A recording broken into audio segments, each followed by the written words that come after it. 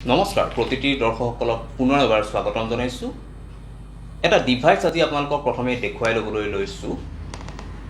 এইটো এটা খুব সৰু ডিভাইচ, কিন্তু ইয়াৰ যিটো কাম সেই কামটো কিন্তু যথেষ্ট ডাঙৰ, কাৰণ ই হৈছে এটা মিনি এটিএম। আৰু এটিএমৰ প্ৰয়োজনীয়তা আমাৰ জীৱনত বৰ্তমান কেনেকুৱা সেইটো নতুনকৈ ক'ব নালাগে। বহু সময়ত এটিএমৰ পৰা পইচা উলিয়াবলৈ আপুনি দীঘলীয়া শাৰীও পাতিবলগীয়া হয়, কিন্তু এই যে ডিভাইচটো এতিয়া বজাৰলৈ আহিছে, ইয়াৰ পৰা কিন্তু আপোনালোকৰ এইটো সুবিধা হ'ব যে আপোনালোকে এতিয়া ঘৰৰ ওচৰত থকা দোকানখনলৈ গৈ আপোনাৰ কাৰ্ডটো যদি এই ডিভাইচটোত চুৱাইপ কৰে, তেনে সেই দোকানখনৰ দোকানীজনে আপোনাৰ প্ৰয়োজনীয় নগদ ধন প্ৰদান কৰিব।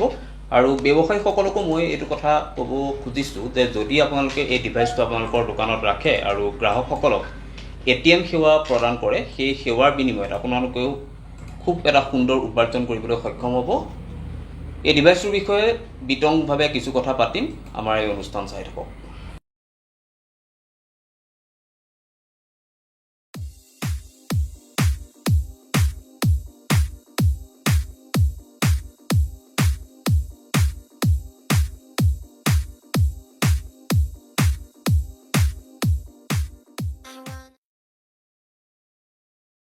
মিনি এটিএমৰ এই সেৱা আগবঢ়াইছে NKPAYSে। NKPAYSৰ বিষয়ে আমি ইয়াৰ আগতে এটা অনুষ্ঠান ইতিমধ্যে কৰিছোঁ। NKPAYS এটা পে'মেণ্ট এপ, যাৰ জৰিয়তে আপোনালোকে বিভিন্ন মোবাইল ৰিচাৰ্জ বা টিভি ৰিচাৰ্জ আপোনালোকে কৰিব পাৰে। আৰু তিতাবৰৰ এজন যুৱকে এই এপটো উদ্ভাৱন কৰিছিল, সেই বিষয়ে আমি ইয়াৰ আগত এটা অনুষ্ঠান কৰিছোঁ, আপোনালোকে দৰকাৰ হ'লে চাব পাৰে। আৰু এতিয়া NKPAYSে যিটো মিনি এটিএমৰ সেৱা আগবঢ়াইছে, সেই বিষয়ে আজি আমাক গোটেইখিনি কথা বিতংভাৱে ক'ব NKPAYSৰ স্বত্বাধিকাৰী নিৰঞ্জন দাই। স্বাগতম নিৰঞ্জন দা পুনৰ এবাৰ অতিথিলৈ। হয়, ভাল লাগিলে আপোনালোকক আকৌ এবাৰ দেখা পাই। আমাৰ খুব আজি দেখি ভাল লাগিছে যে আজি এবছৰমানৰ আগতে আপোনাৰ ওচৰলৈ আহিছিলোঁ, তেতিয়া খুব এটা মানে আৰম্ভ কৰিছিলেহে আপুনি, তাৰ এপটো আৰম্ভ কৰিছিলে NKPAYSৰ। তাৰপিছত এতিয়া আকৌ নতুনকৈ এতিয়া এইটো মিনি এটিএম সেৱা আগবঢ়োৱা এই ডিভাইচটো আপুনি আনিবলৈ সক্ষম হৈছে। ডিভাইচটোৰ বিষয়ে কিছু কথা ক'ব বাৰু, কিন্তু যিখিনি আমাৰ নতুন দৰ্শক আছে, যিখিনি আপোনাৰ আগৰ ভিডিঅ'টো চাবলৈ পোৱা নাছিল, তেওঁলোকক NKPAYS এপটোৰ বিষয়ে কিছু কথা ক'ব নেকি? NKPAYS এপটো হ'ল এটা পে'মেণ্ট এপ, যিটো ধৰক এটা প্লেটফৰ্মৰ পৰাই বহুতখিনি কাম কৰিব পাৰে। ধৰক নিজৰ মোবাইল ৰিচাৰ্জটো কৰিব পাৰিব, টিভি ৰিচাৰ্জটো কৰিব পাৰিব, ঘৰৰ ইলেক্ট্ৰিচিটি বিলটো পে'মেণ্ট কৰিব পাৰে, তেওঁ বোলে LIC পে'মেণ্ট কৰিব পাৰে। গোটেইখিনি ছাৰ্ভিচ আমাৰ এটা প্লেটফৰ্মৰ পৰা দি আছোঁ, যিটো মানুহৰ কাৰণে সুবিধা। কাৰণ আজি মানুহৰ এটা মোবাইলত 10টা এপো ৰাখিব নোৱাৰে, ধৰক ষ্ট'ৰেজৰ প্ৰব্লেম, কিবা প্ৰব্লেম থাকে। তো সেইটো কাৰণে এটা প্লেটফৰ্মৰ পৰাই গোটেইখিনি কাম তেওঁ কৰিব পাৰিব। আৰু দোকানীবোৰৰ কাৰণে মেইনলি আমি একচুৱেলি B2Bৰ লগত কামটো কৰি আছোঁ, যেনে সাধাৰণ মানুহেও ইউজ কৰিব পাৰে। তো কিন্তু আমি কামটো সাধাৰণ মানুহে কৰাৰ বাবেও আমি দোকানীৰ কাৰণে এটা প্ৰফিটৰ সৈতে তেওঁক আমি দি আছোঁ। তো দোকানীবোৰৰ কাৰণে আমি ৰিচাৰ্জৰ অপশ্যনখিনি দিছোঁৱে, তেওঁ ৰিচাৰ্জো কৰিব পাৰিব, যিখিনি কমিশ্যন তেওঁ পাব লাগে তেওঁ সেই কমিশ্যনো পাব। তাৰ উপৰিও আমি কিছুমান বেংকৰ CSP ছাৰ্ভিচ প্ৰভাইড কৰি আছোঁ, যাৰ জৰিয়তে তেওঁলোকে মানুহৰ একাউণ্টত বেলেঞ্চ, ধৰক আজি গাঁৱৰ মানুহ এটা পইচা একাউণ্টত কেইটকা আছে তেওঁ চাবলৈ বিচাৰিবলৈ হ'লে ATMলৈ যাব লাগে। তেওঁ সেই দোকানখনতে আহি তেওঁৰ একাউণ্টত কিমান বেলেঞ্চ আছে তেওঁ চাব পাৰে, বা তেওঁ কেছৰ প্ৰয়োজন হৈছে, তেওঁ সেই দোকানখনলৈ আহিয়ে তেওঁ মোক 1000 টকা লাগে, 5000 টকা লাগে, সেই কেছটো তেওঁ ল'ব পাৰে। আৰু সেই কেছটো লোৱাৰ বাবদ তেওঁ যে দোকানীজনে কাষ্টমাৰজনক এটা সেৱা দিব, তাৰ কাৰণে আমি দোকানীজনক এটা তেওঁৰ কমিশ্যনো থাকিব। তো এই বস্তুটো এইটো mini ATM, NKPAYS mini ATM, যিটোৰ জৰিয়তে তেওঁ পইচা উলিয়াব পাৰিব, বেলেঞ্চ চেক কৰিব পাৰিব, বাকী পইচা জমাও কৰিব পাৰে, যাৰ আমাৰ এপটোৰ জৰিয়তে। মানে এতিয়া নিৰঞ্জনতা এনেকুৱা হয়, আমাৰতো গাঁও অঞ্চলবিলাকত ধৰি লওক ATM ইমান নাথাকে, প্ৰায় টাউনলৈ আহিব লাগে সকলো মানুহ।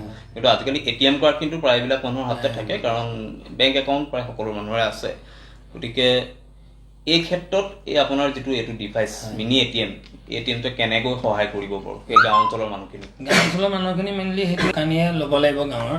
সেই গাঁও অঞ্চলৰ যিকোনো এজন কোনো দোকানীজনৰ কোনো আমি কণ্ডিশ্যন নাই যে তেওঁ কিবা থাকিব লাগিব, কিবা ইনফ্ৰাষ্ট্ৰাকচাৰ থাকিব লাগিব, এইবোৰ কোনো কথা নাই। সাধাৰণ এজন ব্যক্তিও ল'ব পাৰে, খালি তেওঁ অকণমান মোবাইলটো চলাব জানিব লাগিব। মোবাইলটো চলাব জানিলে তেওঁ গোটেইখিনি কাম কৰিব পাৰিব। তেওঁ এজন মানুহৰ ইয়াত 2টা ষ্টেপত তেওঁ পইচা উলিয়াব পাৰিব। জাষ্ট এমাউণ্টটো ভৰাব, এপটোত আৰু ইয়াত কাৰ্ডটো সোৱাইপ কৰি পিনটো মাৰিব কাষ্টমাৰে লগে লগে তেওঁৰ পইচাটো আমি সেই দোকানীজনক দিয়া হ'ব তেওঁৰ একাউণ্টৰ পৰা কাট খাই আৰু কাষ্টমাৰজনক তেওঁ কেছ দি দিব পাৰিব আৰু সেইটো কাষ্টমাৰৰ কাৰণে সুবিধা যে গৈ টাউনলৈ গৈ যাব নালাগে দোকানীজনৰ ওচৰলৈ গ'লেই হ'ল তেওঁ কেছটো পাই যাব নহয় জানো এতিয়া দোকানীজনে কি কোনটো পদ্ধতিৰে আপোনাৰ পৰা ল'ব লাগিব আমাৰ লগত যোগাযোগ কৰিব লাগিব আমিতো ধৰক ইয়াতে দিয়ে দিম আমাৰ কণ্টেক্ট ডিটেইলছখিনি আমাৰ লগত যোগাযোগ কৰিব লাগিব তেওঁৰ আমি বেংক ডিটেইলছ আৰু ভোটাৰ কাৰ্ড পেন কাৰ্ড নতুবা আধাৰ কাৰ্ড পেন কাৰ্ড এই দুটা বস্তু থাকিব লাগে আৰু তেওঁৰ মোবাইল নম্বৰ এটা ইমেইল আইডি এটা সেই এইকেইটা বস্তু থাকিলে আমি তেওঁক এইটো বস্তু দিব পাৰিম এনেই যেতিয়া তেখেতে গ্ৰাহকজনক নগদ ধনটো দি দিব সেই নগদ ধনটো গ্ৰাহকৰ এটিএম কাৰ্ডৰ পৰা কাটি ল'ব নহয় জানো গ্ৰাহকৰ কাৰ্ডৰ পৰা তেওঁৰ এপটোলৈ আহি যাব ধৰক এই ডিভাইচটোলৈ পইচাটো আহি যাব তেওঁ তেতিয়া গ্ৰাহকক দি দিব পাৰে এই পইচাটো তেওঁ লগে লগে পাই যাব তেওঁৰ একাউণ্টত তেওঁৰ বেংক একাউণ্টত পাব নহয় জানো হয় আৰু যিটো কমিশ্যন তেখেতে পাব সেইটো কেনেকুৱা ধৰণৰ তেওঁ কমিশ্যনটো প্ৰতিটো ট্ৰেঞ্জেকশ্যনতে তেওঁ এটা কমিশ্যন থাকিব ধৰক এবভ 3000 আমাৰ ইয়াত পাৰ ট্ৰেঞ্জেকশ্যন 10,000 লগে পইচা উলিয়াব পাৰে এইটো 10,000 ওপৰত নোৱাৰে ধৰক এটা ট্ৰেঞ্জেকশ্যনত একেবাৰে 10,000 পাৰে কাৰোবাক 20,000 লাগে বুলি ক'লেও নোৱাৰিব কাৰোবাক 20,000 লাগে তেওঁ দুবাৰ কৰিব পাৰিব কিন্তু বিল' 100ৰ পৰা তেওঁ ট্ৰেঞ্জেকশ্যনটো কৰিব পাৰে আৰু মাল্টিপল অফ 100 তেওঁ কাষ্টমাৰৰ পৰা এনে কোনো চাৰ্জ ল'ব নোৱাৰে কাৰণ যিহেতু আমি তেওঁ কমিশ্যন দি আছোঁ তো কাষ্টমাৰৰ পৰা কোনো চাৰ্জ ল'ব কোনো প্ৰয়োজন নাই এনেই বাৰু আপুনি ক'লে যে আপোনাৰ ওচৰলৈ যেতিয়া দোকানীজন তেতিয়া ভালদৰে খুব বুজি ল'ব পাৰিব কিন্তু তথাপি প্ৰথমতে তেওঁ আপোনাৰ NKPAYSৰ যিটো এপ সেইটো নিশ্চয় ডাউনলোড কৰিব লাগিব ডাউনলোড কৰি ইনষ্টল কৰিব লাগিব তাতে চাইন আপ কৰি ল'ব পাৰে কৰি লৈ আমাৰ লগত যোগাযোগ কৰিলে হ'ল ডিভাইচটো কেনেধৰণে ল'ব লাগিব কেনেধৰণে ৰেজিষ্ট্ৰেশ্যনৰ প্ৰচিডিঅ'ৰটো ডিভাইচটো এক্টিভেট হওঁতে 5 দিনমান লাগে কাৰণ তেওঁ বেংকৰ লগত আমি লিংক কৰি মেলি দিব লাগে মেক্সিমাম এতিয়া বাৰু আমাৰ ওচৰে পাজৰে কোনোবাই এইটো ইউজ কৰি আছে বহুতেই ইউজ কৰি আছে অলৰেডি আপোনালোকৰ যিটো লাষ্ট আপোনালোকে আহিছিলে ধৰক মোৰ এইটো ষ্টাৰ্ট কৰা দেখি তেতিয়াৰ পৰা ধৰক এতিয়া আমাৰ বহুত কাষ্টমাৰ ধৰক 10,000 মান কাষ্টমাৰ আৰু গোটেই ভাৰততে মোৰ ৰেছপন্স পাইছোঁ ধৰক ইউজ কৰিছে চলাই আছে কোনো আৰু তেনেকুৱা কমপ্লেইন নাই ৰিভিউ এপতো ৰিভিউ ভাল দি আছে তো যিমান পাৰিছোঁ আমি চেষ্টা কৰিছোঁ তেনেকুৱা কোনো অসুবিধা পোৱা নাই আৰু এইবাৰো আপোনালোকে আহিছে ভাল পাইছোঁ ধৰক মই নতুন প্ৰডাক্ট এটা আহিলে যে আপোনালোকে নিজে আহি যে কয় যে বস্তুটোৰ বিষয়ে আমি আমাৰ ৰাইজক জনাওঁ কাৰণ প্ৰকৃততে আজিকালি ছ'চিয়েল মিডিয়া হওক বা যিকোনো এইবোৰ অনুষ্ঠান ল'বই লাগে কাৰণ আমি এজন মানুহক গৈ পিনে কোৱাটো কোনো মানে বহুত অসুবিধা হয় সম্ভৱ নহয় তো আজি যে ছ'চিয়েল মিডিয়াটো ধৰক চবৰ হাতত এনি টাইম ছ'চিয়েল মিডিয়া ইউজেই কৰে আমি এইটো ধৰণে যদি আমি জনাব পাৰোঁ মানুহৰ কাৰণেও সুবিধা এনেই মানে নিৰঞ্জনতা কিন্তু এই যদি ডিভাইচটো এজন দোকানীয়ে নিজৰ হাতত ৰাখে এটা খুব সুন্দৰ উপাৰ্জন কিন্তু তেওঁ কৰিব পাৰিব নহয় জানো মিনিমামটো তেওঁ 10,000ৰ পৰা 20,000 টকা উপাৰ্জন কৰিব পাৰে যদি তেওঁ ভাল ধৰণে যদি অকণমান তেওঁ নিজকে প্ৰমোট কৰে ধৰক তেওঁ তাত যদি এইটো ছাৰ্ভিচ প্ৰভাইড কৰে কাৰণ ইয়াত এটা প্ৰডাক্ট নহয় ATMটোতো আছে ATMৰ পৰাও তেওঁ যিখিনি আৰ্ণ কৰিব পাৰিবই প্লাছ বিশেষ কোনো ইনভেষ্টমেণ্ট নাই বিশেষ নাই পইচা এজন দোকানীৰ হাতত থাকেই আৰু এই ডিভাইচটো ধৰক ওৱান টাইম ইনভেষ্টমেণ্ট কিবা সৰু এটা এমাউণ্ট ইনভেষ্ট কৰিব লাগে তাৰপিছত তেওঁ মাহেকেও কোনো ৰেণ্টেল নাই ইয়াৰলি ৰেণ্টেল নাই কাৰণ আজি বহুত কোম্পানীৰ আছে বাহিৰা কোম্পানী বহুতে দি আছে কিন্তু ডিভাইচটো চাৰ্জ দিব লাগে তেওঁ মান্থলি ৰেণ্টেল থাকে ইয়াৰলি চাৰ্জ থাকে তো আমাৰ বৰ্তমান তেনেকুৱা কোনো চাৰ্জ নাই আৰু পৰাপক্ষত আমি তেনেকুৱা কোনো চাৰ্জ হ'বলৈ নিদিওঁ কাৰণ মানুহ এটাই বেছি চাৰ্জ দি থকাটোতো নিবিচাৰে তো এবাৰ হৈ যোৱাৰ পিছত তেওঁ ডিভাইচটো নিজৰ হ'ব আৰু তেওঁ ইউজ কৰক নকৰক তেওঁৰ হয় ইউজ কৰিলে তেওঁ কমিশ্যন পাব নকৰিলে নাই আজি ধৰক কিছুমান জেগা ডিভাইচ ল'লে মানে তেওঁ মান্থলি